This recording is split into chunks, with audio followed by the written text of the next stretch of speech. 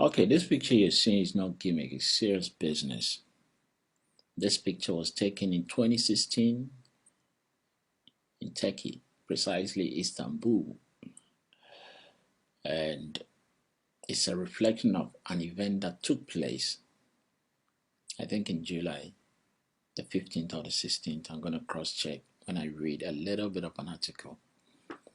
Yeah, it was a coup d'etat, or what I call military intervention, because coup d'etat comes with a negative connotation. That failed. It failed for a very good reason, and I'm going to read that. I'm making this video to address a concern that I hear some people who say, oh, I'm against coup d'etat, or I don't like coup d'etat. Who has said they like coup d'etat? Nobody says they like coup d'etat anyway. It's just like, it's neither here nor there. It's just like you saying, oh, I don't like food. Everybody likes food because you eat. It's as simple as that. When you say you don't like food, just be specific. You say, I don't like coup d'etat, or I don't like coup d'etat, I'm against coup d'etat. Then the same people, in reference to the Guinea coup d'etat or military intervention, that I'm going to use military intervention because the negative connotation of coup d'etat, I don't really like it. So the military intervention in Guinea, in reference to that, they'll say, oh, I'm against coup d'etat, but I'm also against what the president did, Alpha Conde, that he changed the constitution to stay in power. With the 83, that's why then just African politicians, then they are against that one too. So make up your bloody mind, honestly, because you bloody don't know what you want. You don't know what you want. I don't like to punish my toddlers when they do something wrong, but I bloody must do something about their behavior so it doesn't get out of hand. Time out. Face the wall. Deprive them of stuff so that they can feel that what they're doing cannot be tolerated. I don't like to do that, right? To my kids, my toddlers, sometimes teenagers, but I have to do it. So it's neither here nor there to say I don't like to discipline my children, but this child is so disobedient. So make up your bloody mind what you want to do about the situation you find yourself in. So I'm going to read this, then I'll react to it quickly about the spate of coup d'etats, or what I call military interventions, in recent times on the African continent, especially the sub-region of ECOWAS. Right. This is a publication on Al Jazeera, and the caption is Turkey's failed coup attempt, all you need to know. An in-depth look at the key issues surrounding the deadly coup attempt that shook Turkey in July 2016. I'm going to read it very quickly, briefly, and then I'll address one or two things. Right. This is the 15th July 2017. They published this. Right. It reads, the deadly coup attempt in July 2016 marked a monumental turning point in Turkey's political history. Al Jazeera explains who was responsible, what happened, and why. Subcaption, it says, what happened that night? Turkey witnessed the bloodiest coup attempt in its political history on July 15, 2016, when a section of the Turkish military launched a coordinated operation in several major cities to topple the government and unseat President Recep Tayyip Erdogan. soldiers and tanks took to the streets, and a number of explosions rang out in Ankara and Istanbul. I was going to say Budapest, Istanbul. Hey, Istanbul, Charlie. Istanbul there. Hey, I do remember Istanbul rough. The miracle of Istanbul. Liverpool, the greatest team on planet. We can perform miracles, so Charlie. That's another topic. When we 3-0 down in Istanbul, I remember very well. I was working. I told my colleagues at halftime that, look, Liverpool will win this game. They say, you're joking. You're 3-0 down. I say you're going to win. How are you going to win? I said, Liverpool will win this game. They told me, if you're a betting man, then go and put money on it, because right now it's 1:2005 for Liverpool to win. I said, I don't do betting, but I know Liverpool gonna win. And what happened? 3-3. Penalties, Liverpool won. Halftime with 3-0 down. Can you believe that? So that's another topic, but let me go on with this thing. So Istanbul is just a city of my heart. Right, okay. Here we go. It says that the Turkish fighter jets dropped bombs on their own parliament, while the chairman of the Joint Chief of Staff, Hulusi Akar, was kidnapped by his own security detail. For several hours, it looked like Turkey was going to face the fourth devastating military coup in its 95-year political history. But at this point, something unprecedented happened. This is where I'm going to base my argument on. And I'm going to make a statement here before I read it. A coup d'etat can only succeed when, or military intervention can only succeed when the atmosphere is right for it. The atmosphere is asking for it. And the people are in support of it.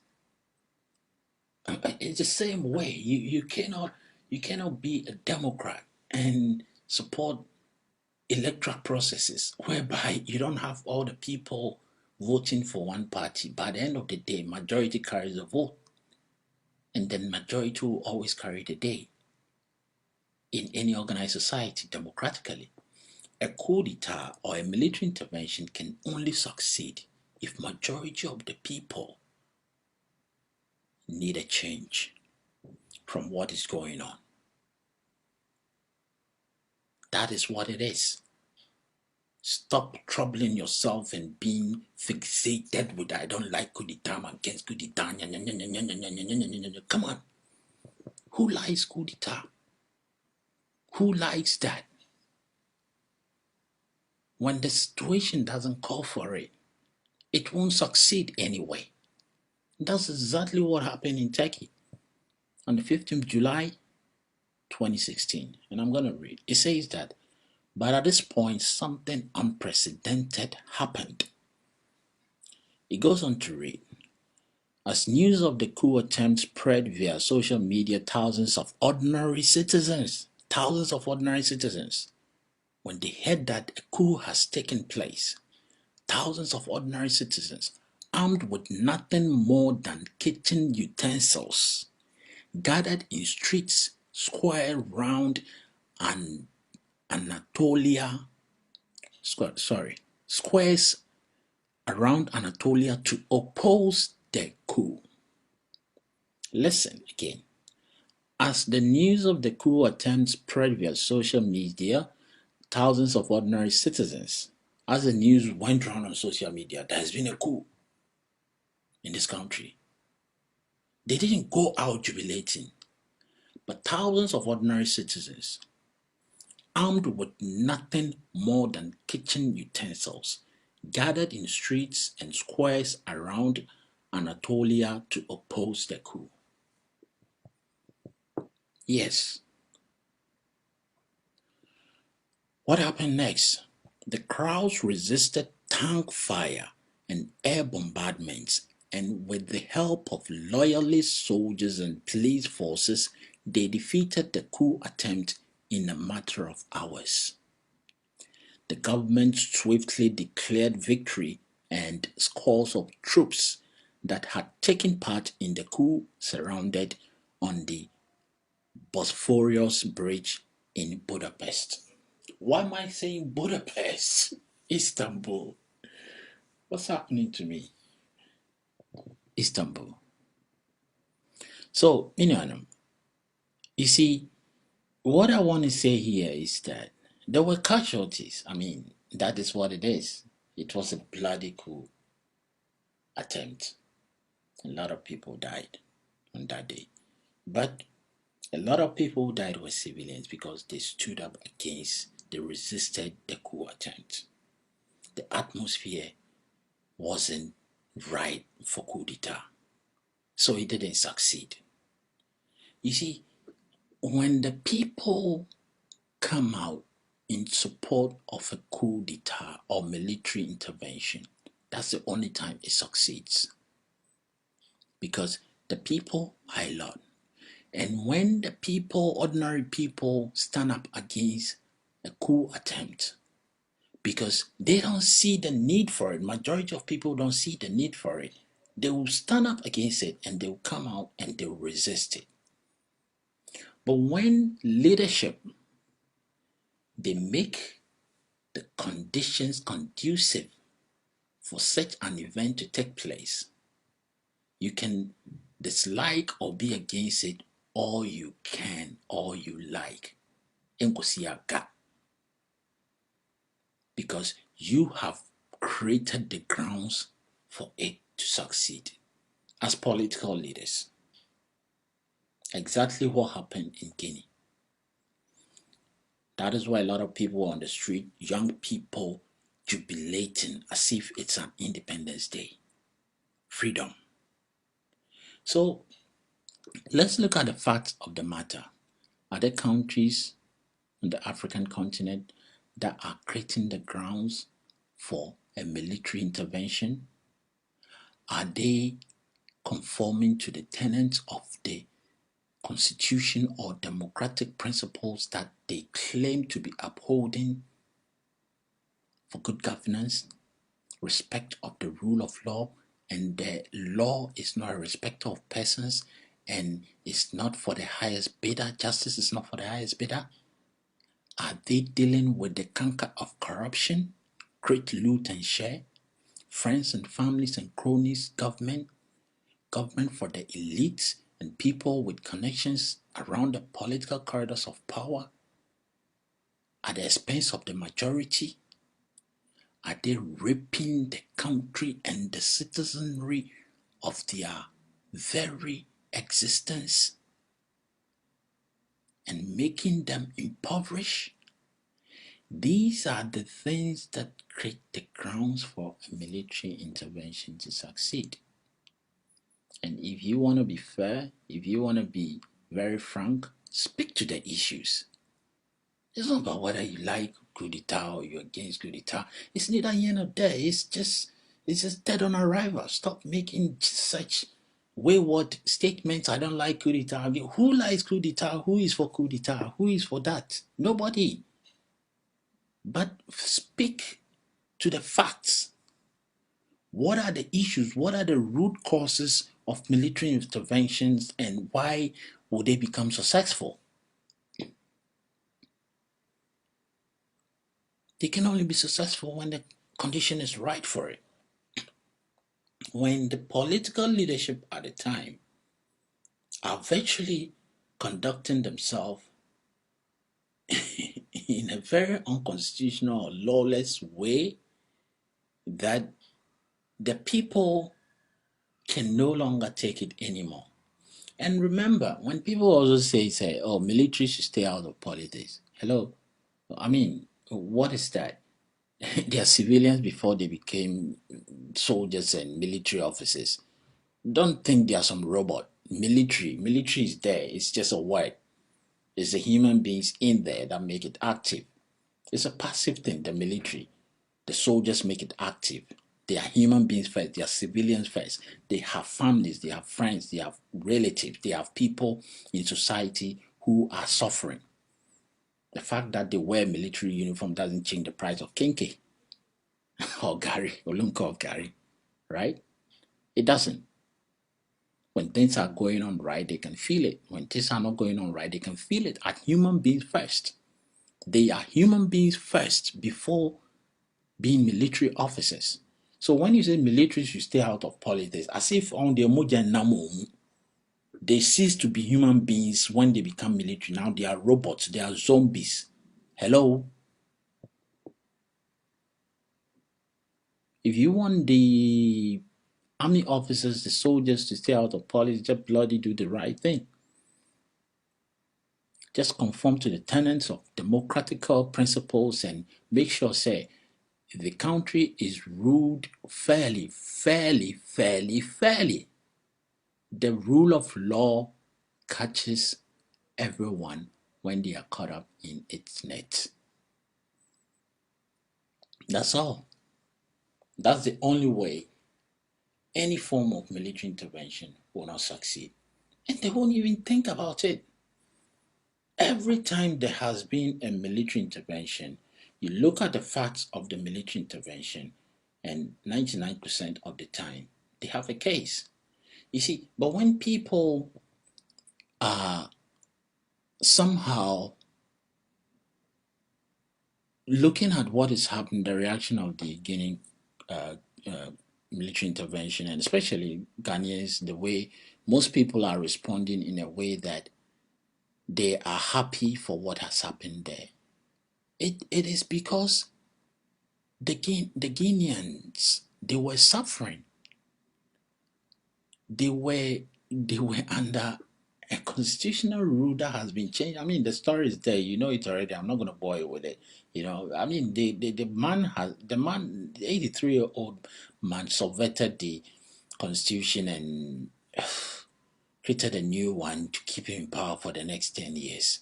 83-year-old. He wants to stay on until he's 93. Hello, are you for real? So we shouldn't just condemn for the sake of condemning. And the fact that people say, oh, a reset is all that is needed. Somehow there has to be a reset.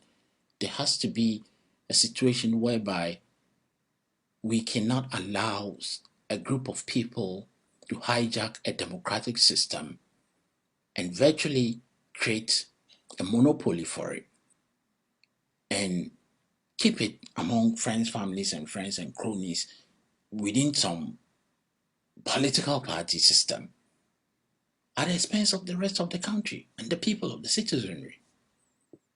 And then everybody looks on as if this is the best way for us to govern ourselves. And meanwhile, they're not doing the right thing. That's the thing. Most African democratic systems, they're not doing the right thing for all the people. They are not. Let's address the root causes that creates the ground, the causes that create the ground for a military intervention. The root causes must be addressed. That's the only way we can avoid the intervention of military takeovers. And when people say that it is the right thing, it is just saying that, look, we hope those people are just coming to reset the system and set the democratic process back into gear again. If you look at our history, I'm not going to go into our history, Ghana's history of coup d'etats, we've had our own fair share of it. Somehow, one that probably, for what is worth, I might say that it is worth mentioning is the 1979 one. Although, I can say it was unnecessary because the democratic process was already there. But I can say the fact that the military takeover allowed the democratic process to go on without interrupting it, then you can give them credit for it. That the military takeover, the coup, wasn't actually to come and hang on to power, but what they call house cleaning exercise, which somehow went. You can say that it was all like, look. At the end of the day, a lot of um, a lot of things happen. You and I know. It was it was kind of a period that a lot of innocent people were affected as well.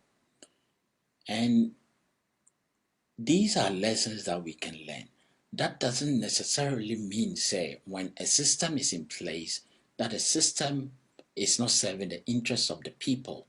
We just have to look on and allow the system to go on. And human beings, they don't change. They are creatures of adaptation from top to bottom. When they see, say, they can get away with create loot and share and taking the country to the cleanest consistently, you get a lot of more people going into politics with that mentality, and that will not change because now we have a recycling process going on in Ghana politics, right? That you have the same politicians who are mentally corrupt.